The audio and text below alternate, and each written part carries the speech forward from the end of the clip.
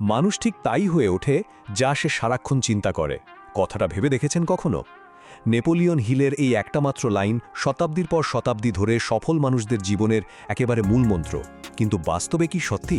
মানে জাস্ট চিন্তার পরিবর্তনে মানুষের পুরো জীবন আর বাস্তবতা একেবারে বদলে যেতে পারে? আজকের এই স্পেশাল বিশ্লেষণে আপনাদের সবাইকে স্বাগত জানাচ্ছি। স্ক্রিনে দেখতে পাচ্ছেন the power of perspective from begging to business. আজ আমরা এমন একটা দারুণ রিয়েল লাইফ স্টোরি ব্রেকডাউন করব, যেটা দেখলে একদম পরিষ্কার হয়ে যাবে যে কিভাবে শুধু নিজের দৃষ্টিভঙ্গি বা মাইন্ডসেটটা একটু সুইচ করার মাধ্যমে একজন মানুষ আক্ষরিক অর্থেই শূন্য থেকে একেবারে শীর্ষে পৌঁছে যেতে পারে। তো চলুন গভীরে প্রবেশ করি। Power and potential of thought বা চিন্তার ক্ষমতা এবং এর সম্ভাবনা যে আমাদের বাস্তবতার মূল ভিত্তি। আচ্ছা, বেশিরভাগ মানুষ জীবনে কাঙ্ক্ষিত সাফল্য পায় না কেন? তারা কি চিন্তা করে না, নাকি নিজেদের ভেতরের আসল পোটেনশিয়ালটাই তারা ধরতে পারে না? চলুন সোর্স ম্যাটেরিয়াল থেকে ধাপে ধাপে এর উত্তরটা খোঁজা যাক। দ্বিতীয় অংশ, দ্য ফার্স্ট মিটিং, ভিখারি এবং ব্যবসায়ী। আমাদের আজকের এই ঘটনাটা শুরু হচ্ছে একটা শহরের খুব ব্যস্ত একটা রেল স্টেশন থেকে। এখানেই সেই ঐতিহাসিক প্রথম সাক্ষাতের ঘটনাটা ঘটে। ধরুন, এক ভিখারি যার প্রতিদিনের বেঁচে থাকাটা পুরোপুরি নির্ভর করত ট্রেনের যাত্রীদের কাছে হাত পাতার ওপর। তো একদিন সে স্টেশনে স্যুট বুট পরা এক বেশ ধনী মানুষকে দেখতে পেল। স্বাভাবিকভাবেই তার মাথায় একটাই চিন্তা এলো, লোকটা বেশ বড় লোক, একে ধরতে পারলে তো আজ ভালোই ভিক্ষা মিলবে। কিন্তু এখানেই আমরা দুটো সম্পূর্ণ ভিন্ন মানসিকতার এক দারুণ কন্ট্রাস্ট দেখতে পাই। একদিকে ভিখারির আদি মানসিকতা, বিনিময়ে কিছু না দিয়েই পাওয়ার প্রত্যাশা, আর অন্য পাশে ওই ধনী ব্যবসায়ীর একদম সলিড দর্শন, গিভ অ্যান্ড টেক বা দেওয়া এবং নেওয়ার নীতি। ভিখারিটা যখন ভিক্ষা চাইল, ব্যবসায়ী তাকে এমন একটা কথা বলেছিলেন যা তার দৃষ্টিভঙ্গির ভিটটাই পুরো নাড়িয়ে দেয়। ব্যবসায়ী তাকে সোজা জিজ্ঞেস করলেন, আচ্ছা, তুমি কি সবসময় কেবল মানুষের কাছে চাওই? বিনিময়ে কি কখনো কাউকে কিছু দিয়েছ? ভিখারি তো পুরো অবাক। সে বলল, আমি তো সামান্য ভিখারি, আমার দেওয়ার মতো আবার কি থাকবে? ঠিক তখনই ব্যবসায়ী এক ভীষণ কঠোর কিন্তু চরম সত্যি একটা কথা বললেন। তিনি বললেন, যেহেতু তুমি কাউকে কোনো কিছু দিতে পারবে না, তাই তোমারও কারো কাছ থেকে কোনো কিছু চাওয়ার অধিকার নেই। ব্যবসায়ী একদম স্পষ্ট করে দিলেন যে তিনি লেনদেনে বিশ্বাস করেন। মানে কিছু পেতে হলে আগে কিছু দেওয়ার মতো যোগ্যতা থাকতে হবে। এই একটা কথা ভিখারির মনে একেবারে গেঁথে যায়।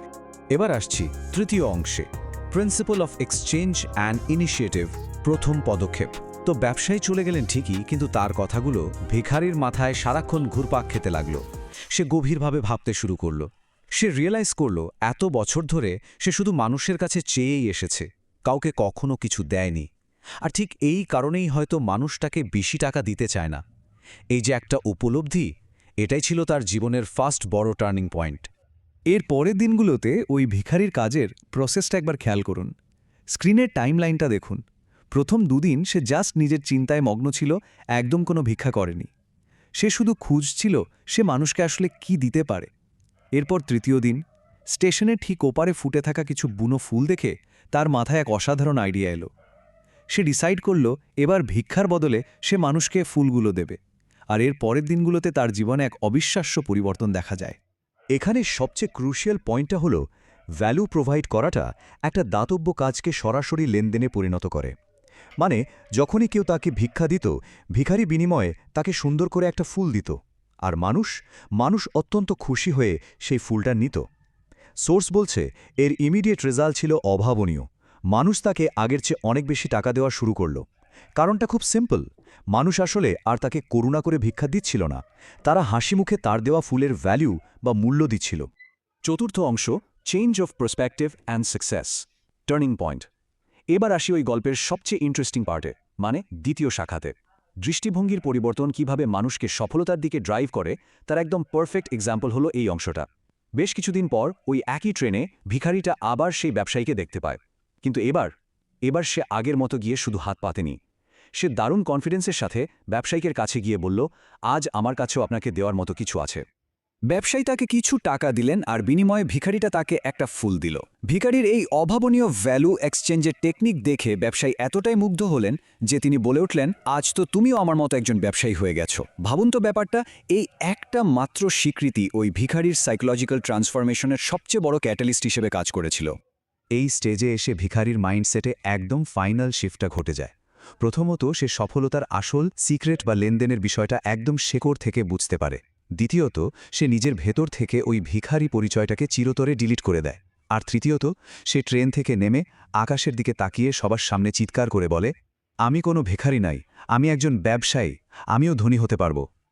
আশপাশের মানুষ হয়তো তাকে পাগল ভাবছিল, কিন্তু তার নিজের কাছে তার নতুন আইডেন্টিটিটা দিনের আলোর মতোই পরিষ্কার হয়ে গিয়েছিল। পঞ্চম অংশ, the final result of changing thoughts. ঠিক 6 মাস পর, হ্যাঁ, ওই ঘোষণার ঠিক 6 মাস পরের ঘটনা। সেম স্টেশন, একটা ট্রেনের ফার্স্ট ক্লাস কামরায় দুজন স্যুট বুট পরা জেন্টলম্যান বসে আছেন। দুজনে একে অপরের দিকে তাকালেন এবং হ্যান্ডশেক করলেন। প্রথম ব্যক্তি দ্বিতীয়জনকে বেশ আগ্রহ নিয়ে জিজ্ঞেস করলেন তিনি তাকে চিনতে পারছেন কিনা। দ্বিতীয় ব্যক্তি যখন চিনতে পারলেন না, তখন প্রথম ব্যক্তি এমন একটা কথা বললেন যা পুরো ন্যারেটিভটাকে পাল্টে দেয়।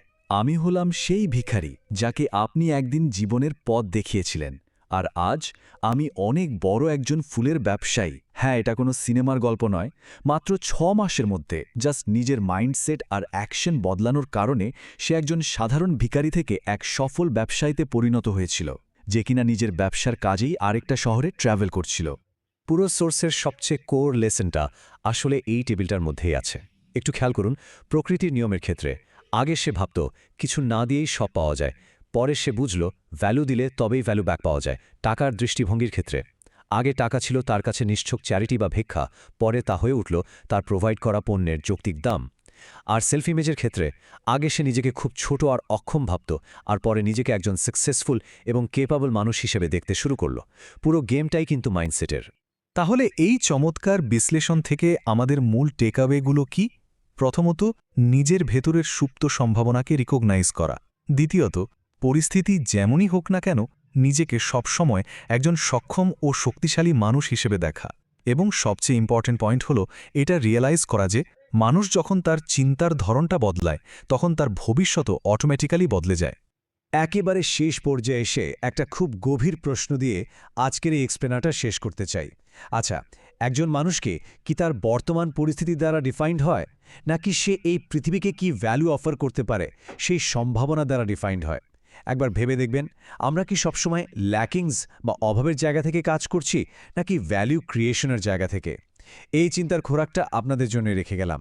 আজকের মতো বিশ্লেষণ এখানেই শেষ করছি। নতুন কিছু শেখার এই আনন্দ বজায় থাকুক।